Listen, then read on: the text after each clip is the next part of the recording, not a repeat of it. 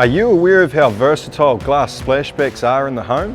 In this video, I'm going to explain everything you need to know in using glass splashbacks in your home. Stay tuned.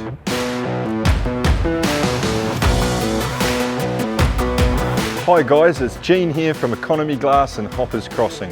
For all things glass, call me fast.